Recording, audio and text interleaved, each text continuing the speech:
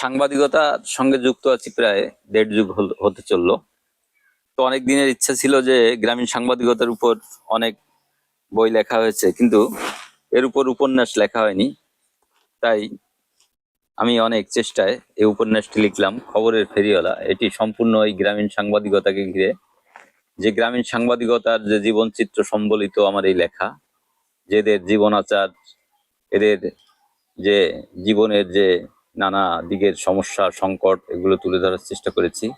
তো এই বইটি আপনাদের এখন থেকে আমি বইটি পাঠ করে শোনাবো, খবরের ফেরিওয়ালা। করিম মিয়া আজকাল খুব একটা খবর পড়ে না। কাগজে বড় বিজ্ঞাপনের ছবি দেখে তিনি মুগ্ধ হন। বয়স হয়েছে, চোখে অনেকটা ঝাপসা দেখেন।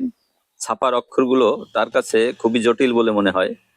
কাগজে অতটা ছোট অক্ষর না ছাপিয়ে বরং ছাপাখানার মেশিনগুলো বেচে দিয়ে জমিতে পানি সেচের মেশিন বসালে তার কাছে বেশ কাজের হতো। প্রকৃতিও আজকাল বড্ড তামাশা করে, প্রয়োজনের সময় বৃষ্টি নেই, আবার অন্য সময় ভাসিয়ে দিয়ে যায়। বাড়ি থেকে আসার পথে ক্ষেতের জমিতে বড় ফাটল দেখেছেন, যেটি তার মনে এখনো গেঁথে আছে। এবছর জমির ফসল ঘরে আসবে কিনা তার কোনো ভরসা নেই।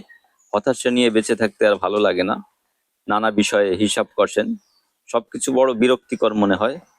করিম মিয়া সেদিন সংবাদকর্মী শিমুল ভাইকে প্রশ্ন করেন, আপনারা কাগজের লোক যেসব খবর লেখেন, এসব লিখে কি কোনো ফায়দা আছে? আমাদের কাজ খবর করা, এর বাইরে কি আর করার আছে? গায়ের লোকদের অবস্থা তো বদলায় না, শহরে ভবনের পর ভবন ওঠে, আর আমরা রাত দিন খেটে মরি, ঠিক মতো ভাত জোটে না, রোগে চিকিৎসা নেই, পাওনাদারদের হুমকিতে থাকি। করিম মিয়া কথা বলার পরে শিমুল ভাই বলেন, একদিনে তো আর সব বদলাবে না, সবকিছুর জন্য সময় দরকার।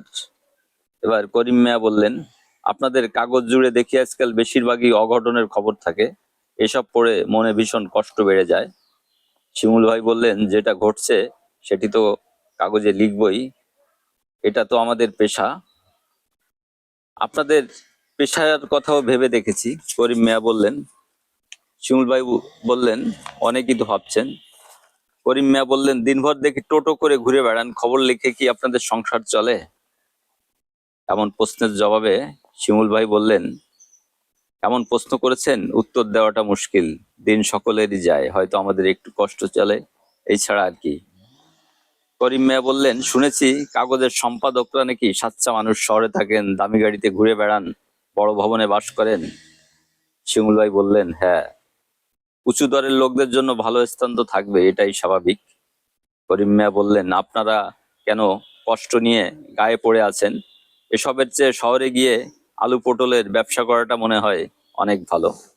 একজন গ্রামীণ সংবাদকর্মীকে একজন প্রবীণ বয়োবৃদ্ধ গ্রামের বললেন তাকে, যে গ্রামে যে আপনারা টোটো করে ঘুরে বেড়ান সংবাদের পেছনে, এর চেয়ে শহরে গিয়ে আলু পটলের ব্যবসাটা করা অনেক ভালো। তাই যে পর্যন্ত শোনালাম, বাকি অংশটা আগামীতে শোনানোর জন্য আপনাদের তুলে ধরবো খবরের ফেরিওয়ালা।